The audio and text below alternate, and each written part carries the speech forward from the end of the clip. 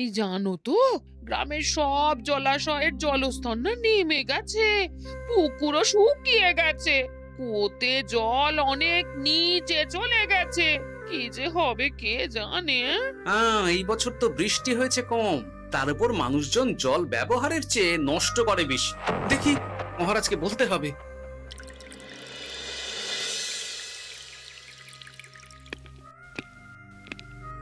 এই তো গোপাল এসে গেছো। শুনেছো, রাজ্যে সকল জলাশয়ে শুধু শুনিনি, চাক্ষুষ দেখেছি, আর এর কারণ ও তার সমাধানও ভেবে এসেছি মহারাজ। তুমি কি বলতে চাইছো সেটা বলো না খোলসা করে। মহারাজ, আসন্ন দিনে জলাভাব মেটানোর একটাই উপায়, তা হলো প্রজাদের উপর কর চাপানো। মহারাজ, আমার ঠাকুরদা বলতেন, যা মেলে মূল্য বিনে তার মূল্য কে আর জানে। আমরা যেহেতু জলের মতো এত মূল্যবান সম্পদ বিনামূল্যে পাচ্ছি, তাই একে গুরুত্ব দিতে শিখিনি। সবাই মিলে দেদার জলের অপচয় করছে। আমি এই অপচয়ের বিরুদ্ধে কর বসানোর পরামর্শ দিচ্ছি মহারাজ। জলের জন্য দেবে দাম, ছুটে যাবে কাল ঘাম। হ্যাঁ, যখনই জলের জন্য কর দিতে হবে, তখনই জলের অপচয় বন্ধ হবে। এতে লাভটা কি হবে গোপাল? মানুষ কম জলে কাজ করা শিখে যাবে, ফলে আগামী দিনে যদি জল সম্পদ কমেও যায়, এই কৃষ্ণনগরের প্রজারা আগে থেকেই তার জন্য প্রস্তুত হয়ে যাবেন। কিন্তু আমি আমার প্রজাদের কাছ থেকে জলের দাম নেব গোপাল? না মহারাজ, কর বাবদ যে অর্থ উপার্জন হবে, তার সাথে আপনার দান মিলিয়ে রাজ্যের মধ্যে একটা বিরাট কৃত্রিম জলাধার বানানো হবে। বাহ বাহ বাহ! যেখানে বৃষ্টির জল সংরক্ষণ করা যাবে মহারাজ। এতে সারা বছর ধরে আর কোনো জলের অভাব থাকবে না মহারাজ। গোপালের প্রস্তাব বড় ভালো লেগেছে। আগামী দিনে ইতিহাসে এই কর্মযজ্ঞের কথা লেখা থাকবে বলেই আমার বিশ্বাস। আর তাই আমি গোপালকে এই মুহূর্তে 50টি স্বর্ণমোহর উপহার দেব বলে ঘোষণা করছি। সাধু সাধু সাধু।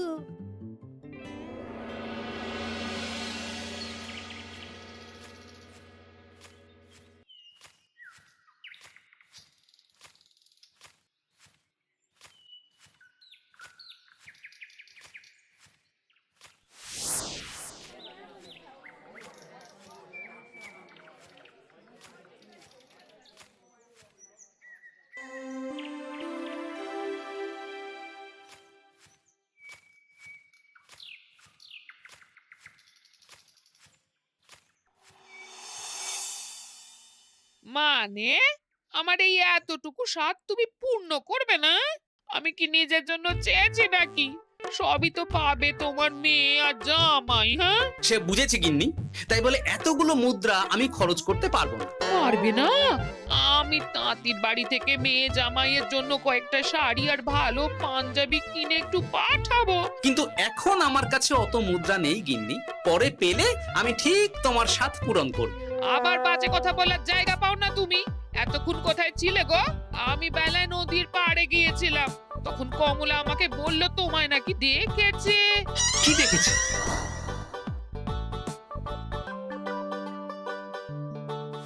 কোথায় গেল? এত বড় মুদ্রার থলে কি হাওয়াতে উবে গেল নাকি? এই রে, এ তো মহা ঝামেলা। কখন কি যে গিন্নিকে খবর দিচ্ছে সেটা টেরও পাইনি। বলি মুখে কুলু পাটলে যে বড়, বলি রাজা মশাইয়ের কাছ থেকে যে এত রোজগার করো, সেই মুদ্রা যায় কোথায়? আহ, কানের মাথা খেও না তো। আমি কি তোমার কোনো কিছুর অভাব রেখেছি? বলো একবার। খাওয়া পড়া কোনো কিছুর তো কোনো খামতি নেই তোমার।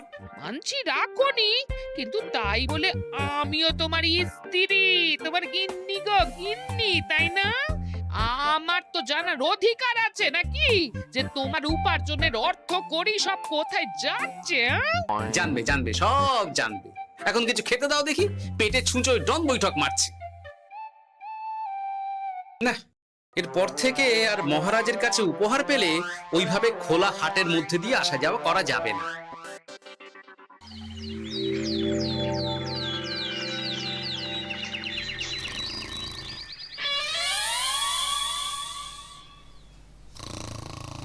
তোমার আর কোনো চিন্তা নেই গোপাল। আমি তোমার মাসোহারা তো বাড়িয়ে দিলাম, সঙ্গে প্রত্যেক দিন তুমি 10 মোহর করে পারিতোষিক পাবে। এই নাও।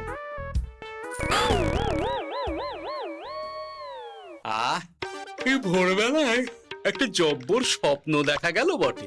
এই স্বপ্ন ফলে গেলে আর কোনো চিন্তা নেই। গিন্নি, ও গিন্নি, বলি গেলে কোথায়? গিন্নি, সাড়া নেই। ও গিন্নি, রাগ করলে নাকি গো? আরে এসো এসো, এমন একটা স্বপ্ন দেখেছি না যে তোমার আর কোনো চিন্তা থাকবে না গিন্নি। মোহর আর মুদ্রা একেবারে ঝরে পড়বে গো।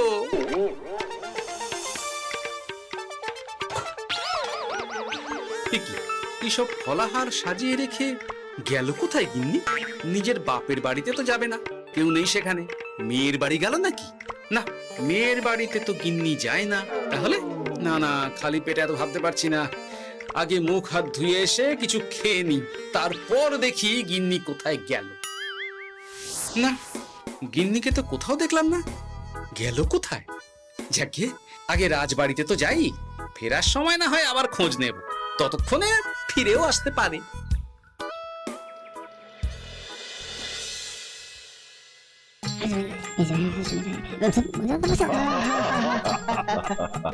বাহ বাহ বাহ, একেই বোধহয় বলে সঙ্গগুণ। অনেকদিন এত হাসি নিয়ে। যা বলেছেন মহারাজ। হাসির চোটে পেটে ধরছে খিল। কর্তা আর গিন্নিতে দেখছি রয়েছে অনেক বেল। কি গিন্নি, তুমি এখানে কি করছো? একই গোপাল, তুমি রাজসভায় এলে যে বড়। তুমি নাকি রাজসভার কাজ থেকে অবসর নিতে চেয়েছো? হ্যাঁ, এই কথা কে বললো মহারাজ? এই তো উনি বললেন। বলি আমি আবার কি করব? তুমি আমায় একটা কাজ দিলে আর সেটা আমি করব না বলো? আমি তোমায় কাজ দিলাম? কি কাজ? বাবা গোপাল, তুমি কি আকাশ থেকে পড়লে নাকি? তুমিই তো তোমার গিন্নিকে বলে পাঠিয়েছো যে তুমি আর রাজসভার কাজে যোগ দিতে চাও না। তোমার নাকি আর কাজে মতি নেই, তুমি বিশ্রাম চাও। এই রে, গিন্নি দেখি ভয়ঙ্কর চাল দিয়েছে। আমার নামে রাজসভায় এসে এইসব বলেছে। তাই কথা ঠিকই গোপাল, যে তোমার অবসর গ্রহণের কথা শুনে আমি বিশেষ মনমরা হয়ে পড়েছিলাম। কিন্তু তোমার গিন্নি যেভাবে রাজসভায় হাসি মজা হুল্লোড় পরিবেশন করছে, তাতে আমার মনে হচ্ছে এ সাপে বর হয়েছে। এই বেলা যদি গোপালকে কায়দা করে রাজসভা থেকে তাড়ানো যায়, তাহলে আমার পথ থেকে বিরাট বড় একটা কাঁটা উপড়ে ফেলা যাবে। গোপাল গিন্নি সবার মধ্যে বিলিয়েছেন হাসি, তার জন্য রাজামশাই হয়েছেন ভারী খুশি। হ্যাঁ গোপাল, তাই আমি ঠিক করেছি তোমার স্থানে আমি তোমার গিন্নিকেই বহাল করব। হ্যাঁ, তোমার সঙ্গে ঘর সংসার করে ওর বুদ্ধি বেশ খোলতাই হয়েছে, সেটা বোঝাই যাচ্ছে। এছাড়াও আমাদের অনেক পরামর্শ দিয়ে সাহায্যও করতে পারবে। তাছাড়া উনি মহিলা বলে অন্দরমহলেও যেতে পারবেন। রানীমাও খুশি হবেন বলেই তো আমার বিশ্বাস। কি গোপাল গিন্নি, তোমার এই কাজ করতে কোনো আপত্তি নেই তো? আপত্তি কেন থাকবে মহারাজ? আমি ধন্য আপনি আমায় এত বড় সম্মান দিচ্ছেন বলে। এ তুমি আমার কত বড় সর্বনাশ করলে গিন্নি। তুমি কিনা শেষে আমার চাকরিটাই খেলে। এটা গোপালের জন্য বড় ভালো হলো, তাই না? কোনো কাজ করতে হবে না, কিন্তু রোজগার আগের মতোই থাকবে।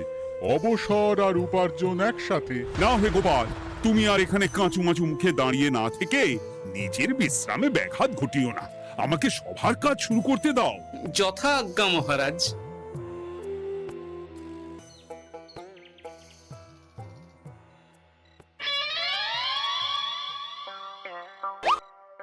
মানে মহারাজ সমস্যার সমাধান করতে দিয়েছেন তোমাকে, আর তার উত্তর দেব আমি? কেন?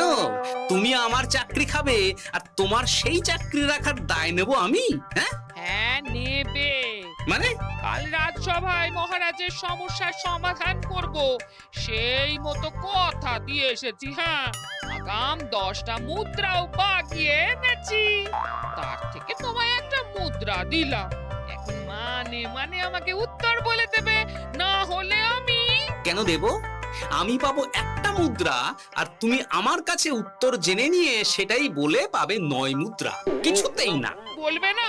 না। তাহলে ভালো করে শুনে রাখো, আজ থেকে ঘরের উনুনে হাঁড়ি চড়বে না। চাকরি তো খুইয়েইছো, এবার না খেয়ে প্রাণটা খোয়ানোর জন্য তৈরি হয়ে যাও। হ্যাঁ। ওরে বাবা, এমন কথা কেন বলছো গো গিন্নি?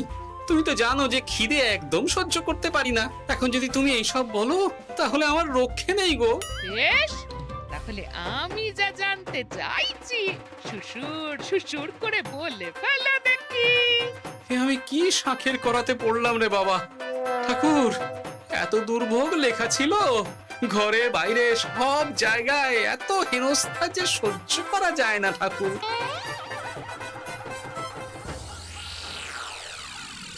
একেই তো বলে গো গিন্নি, মেঘ না চাইতেই জল। এতদিন কতভাবে চেষ্টা করেছি গোপালকে রাজসভা থেকে তাড়াবার, আর গোপাল নিজেই কিনা রাজসভা থেকে পালিয়ে গেল। সব বলছো? তোমার শরীর ঠিক আছে তো? শরীর মন সব ঠিক আছে, তবে গোপালের বদলে কাকে বহাল করা হয়েছে শুনলে তোমার মাথা ঘুরে যাবে। কাকে? গোপাল গিন্নিকে। আমার কিন্তু বিষয়টা খুব একটা সরল ঠেকছে না গো। গোপাল ভাঁড়ের বুদ্ধি তো আর যে সে বুদ্ধি নয়। উনি যাই করেন খুব ভেবে চিন্তে করেন, এর পেছনে আবার কোনো মতলব নেই তো। এটা তুমি মন্দ বলনি গিন্নি। গোপালকে নিয়ে সত্যিই কোনো বিশ্বাস নেই। ও কখন কি ঘোট পাকাচ্ছে বলা যায় না। আমাকেও সাবধানে থাকতে হবে। দেখতে হবে যে গোপাল আসলে কি চাল চালতে চাইছে।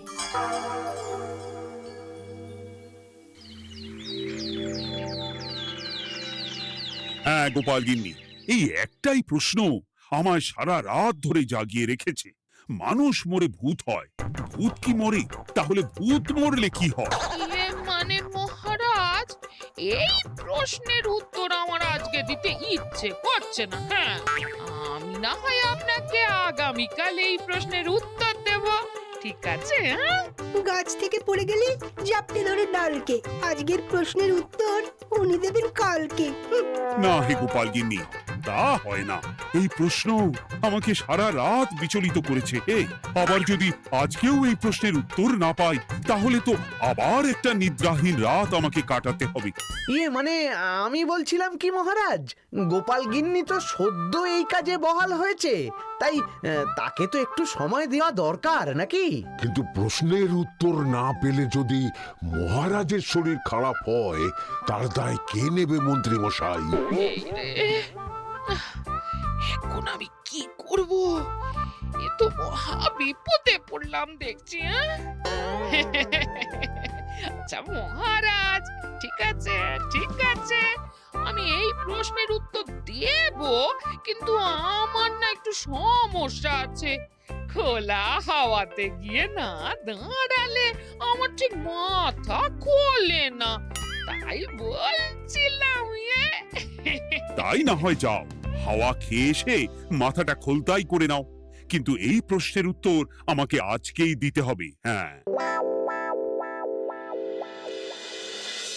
উফ, এই যে কি সমস্যা! সারাদিন ঘরে বসে থেকে থেকে তো আমার সারা গায়ে বাদ ধরে গেল। সেই সকালবেলা আমাকে ফলাহার করিয়ে দিয়ে গিন্নি তো চলে গেছে রাজবাড়িতে চাকরি করতে। এদিকে আমার যে পেটে কিচ্ছুটি নেই, তার কি হবে? মহারাজ দোকানে গিয়ে যে ভালো মন্দ খাবো তারও উপায় নেই। তাহলেই তো কাঁড়ি কাঁড়ি খরচা। না, একবার দেখি তো উনুন ধরিয়ে অন্তত ভাতটা চাপাতে পারি কিনা। তাহলে গিন্নির ওই হাঁড়ি না চড়ার হুমকির হাত থেকে অন্তত বাঁচা যাবে।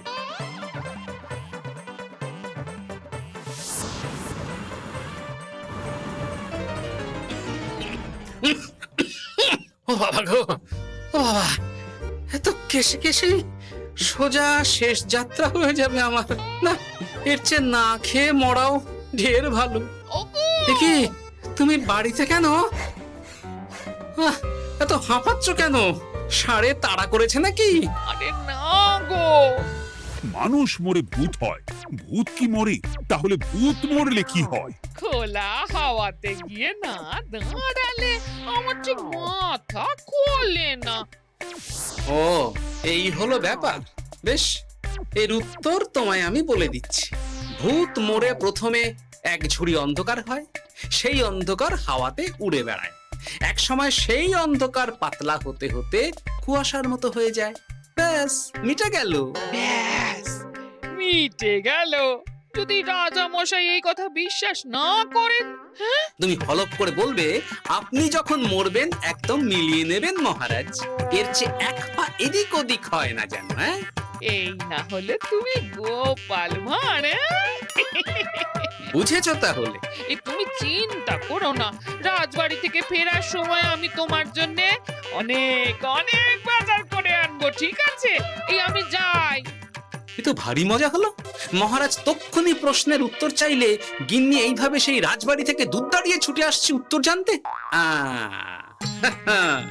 আমাকে তুমি একটা চাল দিয়ে কুপকাত করেছো তো গিন্নি। এইবার বুঝবে কত ধানে কত চাল।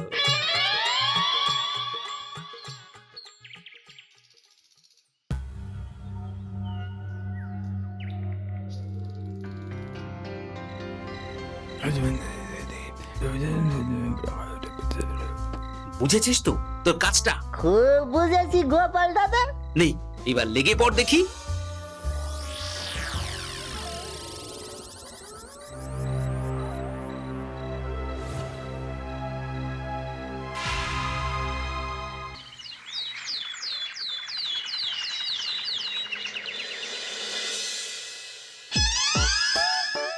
তাহলে আর বলছি কি তোমাদের, সকালবেলায় উঠে দেখি মুখের এই হাল।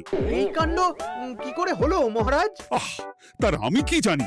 আমি সকালে উঠে আয়নায় নিজেকে এই অবস্থায় দেখে খুব চিন্তায় রয়েছি।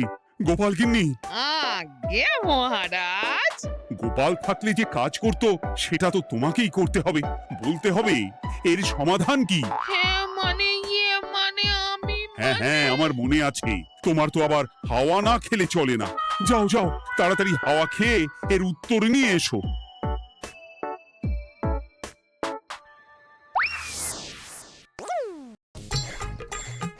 এই জন্য তুমি এত দূর ছুটে এলে গিন্নি? মহারাজকে বলবে যে তিনি যেন আজ রাতে চাদরটা মুখে ভালো করে মুড়িয়ে ঘুমান, তাহলেই মিটে যাবে। এই রং চলে যাবে আর নতুন করে কিছু হবেও না। ও মা, বলি এত সোজা সমাধান, হ্যাঁ? তা নয় তো কি?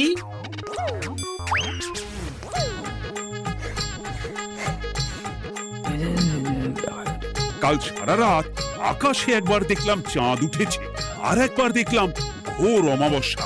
এর কারণ কি? একই রাতে দুই তিথি হয় কি করে? মানে আর একটা সমস্যা, হ্যাঁ, এটা আগে বললেই তো হতো মহারাজ।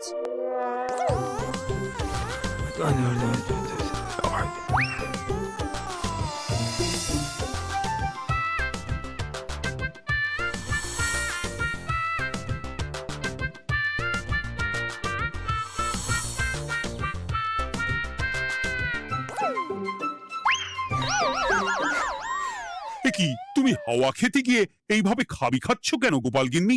এর কারণ আমি জানি মহারাজ। সে কি কাণ্ড! তুমি কি করে জানলে? গোপাল গিন্নি মোটেও হাওয়া খেতে যায়নি মহারাজ, সে গেছিল নিজের বাড়িতে গোপালের কাছে আপনার বলা প্রশ্নের উত্তর জেনে আসতে। মানে গোপাল গিন্নি তার মানে আমাকে ঠকিয়েছে? তা জানি না মহারাজ, তবে আমার মনে হয় এর পেছনে গোপালের কোনো গভীর ষড়যন্ত্র আছে, না হলে সে এমনটা করবে কেন? আর এক রাতেই আপনার সাথে এতগুলো অদ্ভুত ঘটনা পর পর ঘটবে কেন? বটে, এক্ষুনি গোপালকে ডেকে আনো।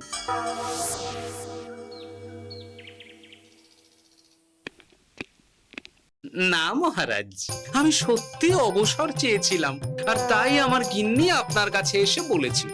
ওর কোনো দোষ নেই মহারাজ। না মহারাজ, আমি মিথ্যে কথা বলেছি, হ্যাঁ। উনি আপনার কাছ থেকে পাওয়া সোনার মোহর নিয়ে বাড়ি যান না, তাই আমি ওকে শায়েস্তা করতেই এই ফন্দি করেছিলাম। আসলে মহারাজ, আমি আপনার কাছ থেকে পাওয়া সোনার মোহর জল প্রকল্পের কাজে লাগাবো বলে কিছু জনকে নিয়ে একটা দল গঠন করতে গিয়েছিলাম, আর তাদের কাছেই ওগুলো রেখে এসেছি। এটা যদি আমার দোষ হয় তাহলে আমি ক্ষমা প্রার্থী মহারাজ। সাধু গোপাল, সাধু তোমার উত্তর। এই কাণ্ড! আর এদিকে রাজবাড়ি থেকে বাড়ি, আর বাড়ি থেকে রাজবাড়ি করতে করতে আমার প্রাণ ওষ্ঠাগত হয়ে গেছে মহারাজ। ওহ, আমার ঘাট হয়েছে, আপনি আমায় ক্ষমা করে দিন মহারাজ। এইবার মজার টের পেয়েছ তো গিন্নি? আপনি আপনার আদরের গোপাল ভাঁড়কেই তার চাকরি ফিরিয়ে দিন মহারাজ। আমি যাই আমার হেসেল সামলাতে। কেলে পচা খুব ভালো করেছে বলতে হবে।